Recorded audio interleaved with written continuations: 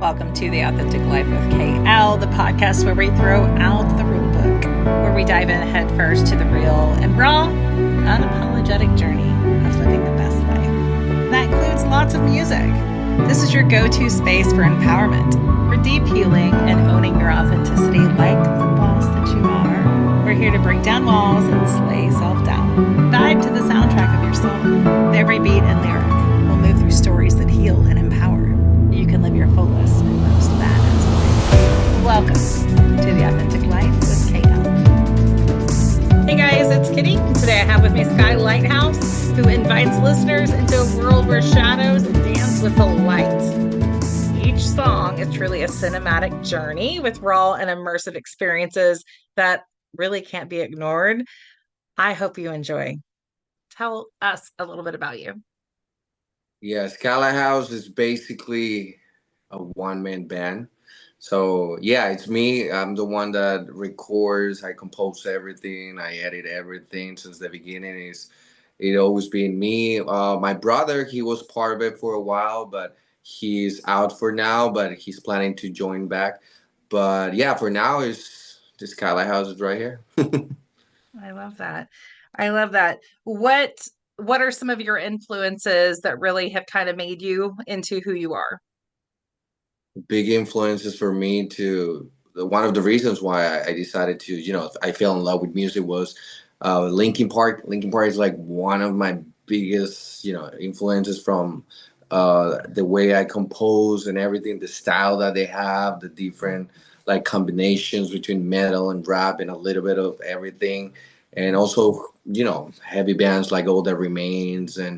and yeah, like old a little bit. No, I don't like to call them old, but like Corn, early 2000. Yeah. They're like a big influence, and the heavy sounds, the heavy bass. That's like the biggest influences. But also one of my biggest influences on music is this artist called Yanni. He's a Hmm. classical artist. You might know him. Yeah, Yeah. yeah. I went to his show. His people are like they get surprised when they know I love this guy. And I went to one of his shows, and I'm like, metalhead, just enjoying classical Yeah. music. Yeah, he's one of my biggest influences too. So you love other music as well. I always find it interesting the background music because some people don't love like country or don't like this, but more often you find the more I want to say in depth or like dramatic some of the music is or the lyrics, I guess, when they paint these beautiful pictures. Usually there's this big, huge cluster of all different kinds of music that people love. Yeah, I actually I really like specific type of music, but I appreciate like for example like Indian music or any other styles. I appreciate them. I actually listen to some of them, but my favorite ones, classical, metal, rock, Yeah. those are like my main ones. But yeah, I Yeah. appreciate all styles of music. Yeah. Yeah. I do see that in your music. So this is from me personally, when I'm listening to your music, especially your newer release, and we'll talk about that here in a minute, but I see that there's a lot of this balance between light and dark and like this, I don't know, I call it like a snaky energy that's there between because there's always a balance between light and dark, and I teach a lot about that. That's my personal belief, but I teach a lot on spirituality and like kind of digging down into the dark to kind of play with your demons, I guess, or be okay with them. That way you can kind of love yourself authentically and kind of just discover who you are. And so when I listened to your new release, I really appreciated a lot of the lyrics, and I know that it may not be specifically about that, but for me, I was watching this beautiful picture of like light and dark kind of dancing there. Mhm. So can what brought you to write your newest song? Was there a specific thing that brought that to you? Well, yeah, basically all my songs they're like life experiences, and this one specific is we I feel like we can all relate to it. It's about the dark inside of us, the demons that we're going a specific path. We have a goal, and sometimes they come and just distract us and trick us to go a different direction. Yeah. And sometimes it looks beautiful. You can go to a place, look interesting, like how what I showed there, that she found like beautiful diamond, and it looks beautiful, and the demon is like whispering on her ear, like take it, like. So sometimes the demons trick us to do something that looks good, but at the end of the day, it's not, and it will affect us and it will destroy us sometimes. But at the end of the day, they're always gonna be there. We gotta learn how to live with them. But yeah, that's basically what this song was about, and I try to just from life experiences, other people experiences to write about that, like real meaning, real things that people can relate to. Yeah, and I love that it's not I think for me it's not something that's straightforward, which it is straightforward, but I think there's so much going on say in the video, right? And the video is just beautiful. It's dark, but it's I don't know. I say it's dark and it's sexy and it's also very um pure in parts, like when she opens the box and there's light, and then there's that balance within the video. So I really, really do appreciate that contrast in that, because like I said, that's something that I think more people, when we're talking about mental health or just our struggles, that we don't want to deal with the dark, or the parts of us that we don't like, or the things that maybe we did in the past that we don't want to talk about, that it just gives a different avenue for people to connect to with that. The name of the song, Melodic. That is the recent release, and there is an amazing video. You can get it on YouTube, and I believe you have it on your Facebook and all different clips all over the place. So I definitely recommend going and watching it and over again, because I saw different things each time I watched it. Is there another song that you hold very close? I know that that's hard to ask whenever, you're writing a song or you write so many songs, but is there one that's more special to you and that holds more sentimental value to you? Yeah, basically, like you said, all the songs, I have a connection to all the songs. But if I have to pick one, I will say unsee. That one I released, I think, a couple of years ago, but that one has like a deep connection because it's about things that we cannot unsee, that we wish, Mm, we didn't storage in our head. So that's, things that we see every day, life experiences. So that song, when I wrote it, it was something that happened in my life, and I was like, I saw it. I hope I can erase it, but I cannot unsee it. No matter what, I cannot unsee it. So I would say that one has like a deep meaning, yeah. deep connection. So, but yeah, and I'm actually talking about that song. I'm gonna re-release it, remaster it, because I love it so much. So I remaster it, remix it, and add a lot of more cool effects to it. So it's kind of like a new version. The unseeing of things, I think, can impact everybody. I think we've all had those different things in our life that we wish we could unsee, and I think time is one of the only things. And I won't say that it heals it. I won't even say that it heals it, but it makes, I guess, that heavy backpack easier to carry Yeah. sometimes. So that is definitely an emotion that everybody that listens can connect with. Why do you think music has this big connection with mental health and people so easily connect with music? I would say that music is a kind of like a way that we realize that we're not the only ones that deal with these type of things. It shows us that we're not alone, and that there is always like a no matter what, there is like a bright light, like escape. So it kind of like help us realize that we're not alone in this battle, in this world of darkness. We're not alone, and we relate to it, and it helps us to kind of like fight the demons, go through life, and kind of it give us like some hope, I would Yeah. say. I think so. Music has been a huge part of just my healing journey, and so I always love to hear other people's input on why they think it's so impactful. Because I think everybody has that story. I mean, most people have a story of like that band, it saved me, or that Yeah. band, writes that music that really got me, and it felt like they were talking just to me. And then I also love that you can hear songs like that over again, and then they mean something completely different after you've been through, I say the shit storms of life, but after you've been through life, you're like, oh, I never really heard that song, and now I hear it, and it's just so much more impactful. Mhm. Where would you be without having music? Is this something that you've always done since you were young? Did you have something that just kind of changed you into wanting to do this? No, actually, since I remember, I would say, I don't know, I was like maybe 6 or 7 when I fell in love with music, when I started listening. And if the funny thing is that my mom is the one that introduced me to heavy music. She's like the biggest metalhead. She's the one that introduced me to Marilyn Manson, Linkin Park, Limp Bizkit, all of them. I was like, holy cow! I heard these sounds. I was like, oh, I'm in love with this. And then I wanted to figure it out. How do they make these sounds? I didn't even know how an electric guitar worked. I was like, I see a bunch of strings, but how do they make the Yeah. sound?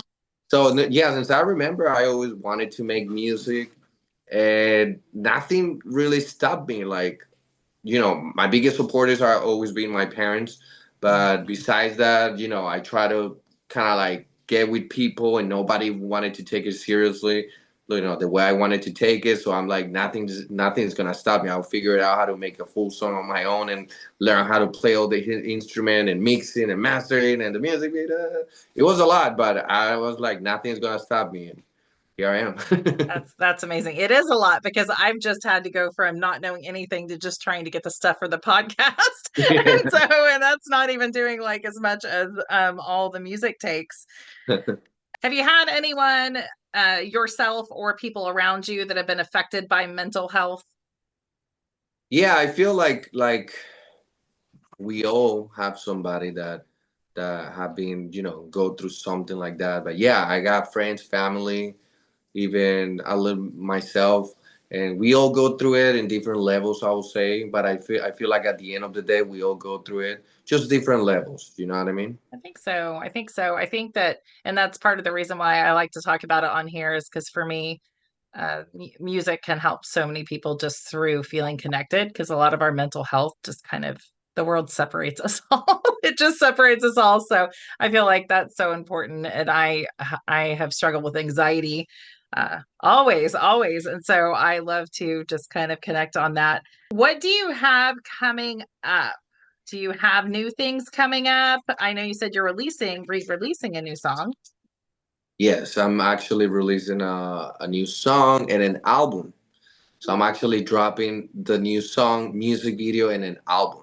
So that's why I remaster and remix unsee, because I want that song to be in the album. Because it's like I said, it's so special to me that I was like, it doesn't matter if I share a couple of years ago, it has to be a. Yeah. But to give like a little different taste to people, the people that already been listening to it, I'm doing like a little remastering, new effects, new little things, so make it sound like kind of like a new song in a way. But yeah, I'm dropping a new album, new music video, and a new song, and soon. I don't have the day yet. I cannot release the day yet, but soon. Do you This do touring?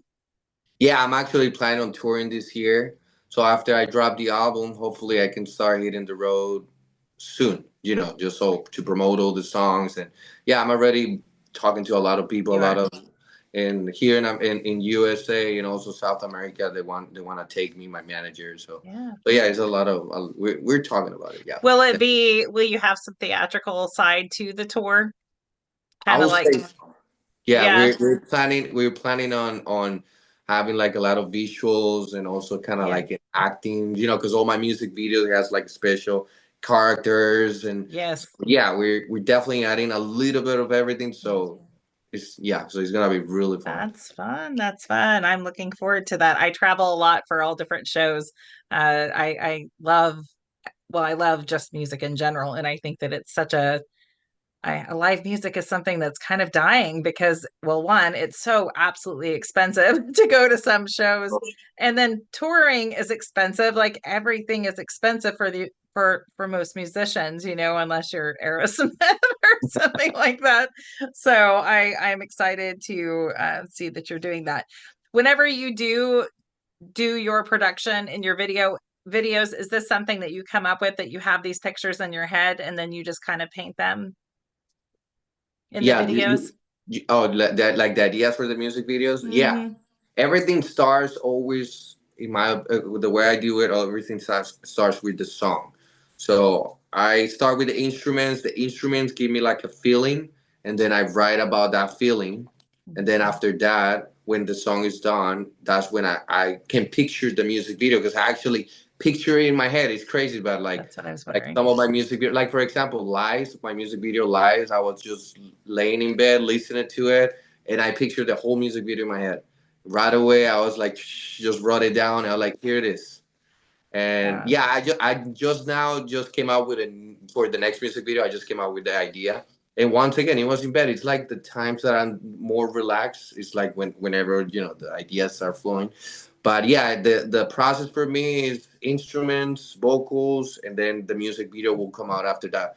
Sometimes I don't even know what the song is gonna be about, but just by listening to the instruments, I get a feeling. Each song gives us different feelings, so I have to feel. I get like a feeling. I'm like, okay, I know what this song is gonna be about, and then after that, after writing about that specific topic, I just come up with the idea of the Yeah. music video.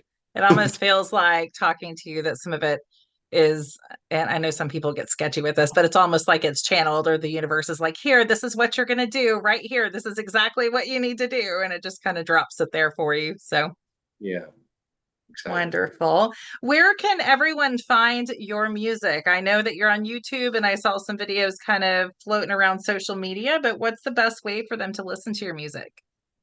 Well, yeah, Spotify, iTunes, all my music videos are on YouTube, and my website also is like a good place, but mostly, Spotify, iTunes, YouTube, Amazon Music, Pandora. It's like everywhere. Everywhere. Okay. Yeah. And I would say, guys, if you're gonna go listen, yes, listen, but go find the videos. So go find the videos too. So put it on your playlist and then do the videos too.